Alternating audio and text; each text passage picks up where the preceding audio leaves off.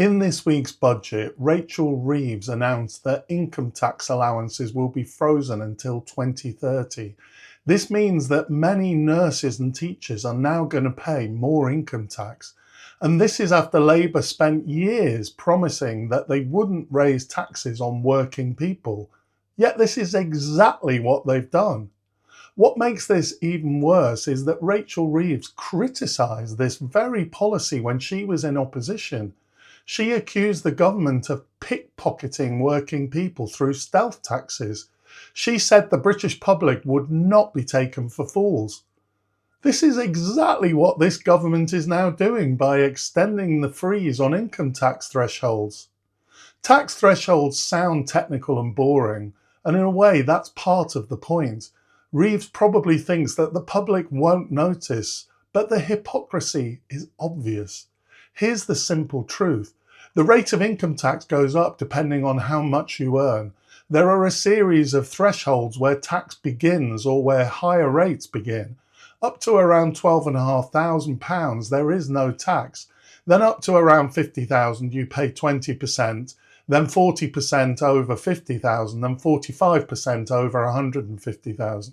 Historically, these thresholds have always risen each year with inflation. That keeps the shape of the tax system stable. It avoids accidental tax rises. It maintains the balance between low, middle and high earners. Since 2022, the Conservative government froze the threshold levels. Prices have risen dramatically during that period and wages rose, but the tax bands remained constant. As a result, more and more people have been pushed into higher rates. Economists call this fiscal drag. Most people simply call it a stealth tax because that's exactly what it is. Look at the numbers. This table shows how much extra tax has been collected as a result of the freeze. £3 billion in 22-23, £13.8 billion in 23-24, and increasing each year to a forecast of £39.8 billion in 27-28. Now, of course, I'm in favour of tax increases to repair the economic crisis that the UK is in. But why target ordinary working people? You can understand that perhaps many Tories believe in low taxes and that they would think it's better to increase the tax on ordinary working people than to tax the rich people that support and finance the Conservative Party.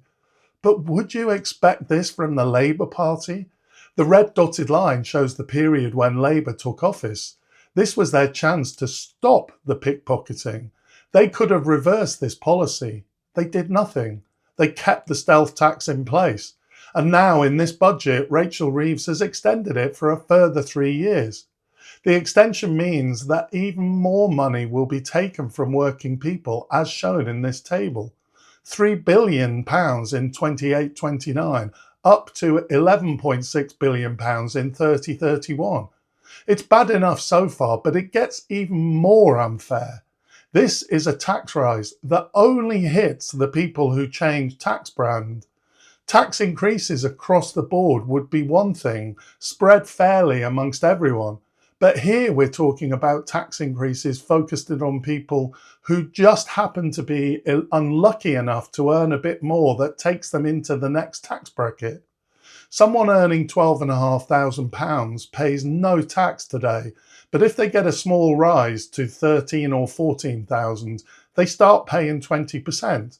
Someone on $49,000 pays 20% today, and if their pay rises to $53,000, say, they suddenly pay 40% on part of their income. This is why I put the alarmist title in my thumbnail, Labour is raising taxes on nurses and teachers. This wasn't clickbait. Many senior nurses and experienced teachers earn between £40,000 and £50,000. These are exactly the people who will pay more tax because of the frozen thresholds. The senior professionals working in health and education have stayed loyal to the NHS and the education system through really difficult times. Yet this is how we repay them.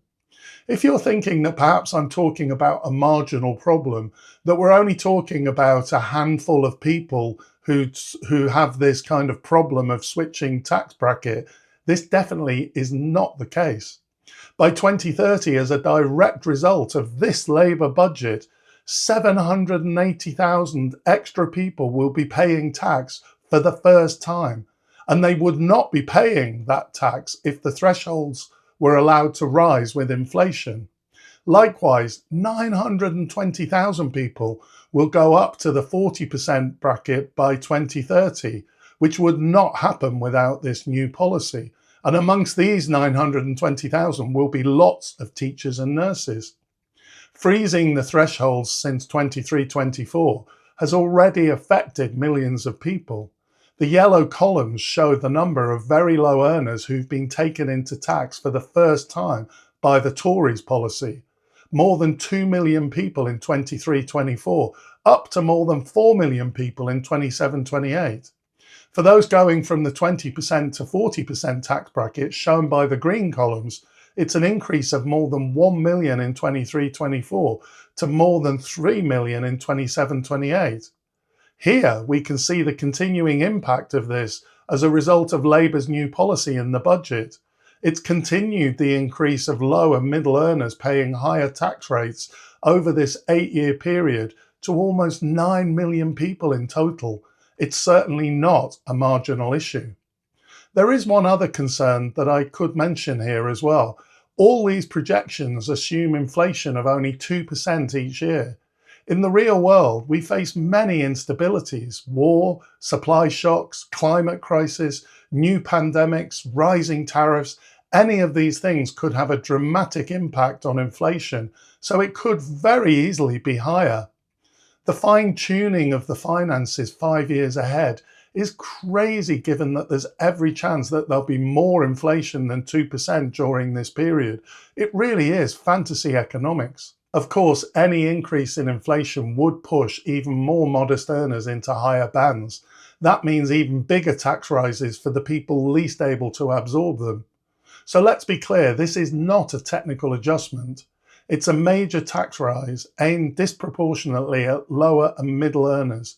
It's disguised because the headline tax rates do not change, but the effect is real and it's large. If the government needs revenue, it has lots of choices. There is more than enough wealth in this country to eliminate poverty, to rebuild public services, and to repair the state. We tax income far more heavily than capital gains. That just doesn't make sense. Property is still massively undertaxed. There's enormous scope to tax wealth fairly. I've made a number of videos setting out these options. There are some positive steps in this budget on the property tax, but it is nowhere near enough. And to raise money by quietly squeezing nurses and teachers in this way is a disgrace. If you enjoyed this video, please consider liking and subscribing. I'd be really grateful for that. Thank you for watching, and I'll see you next time.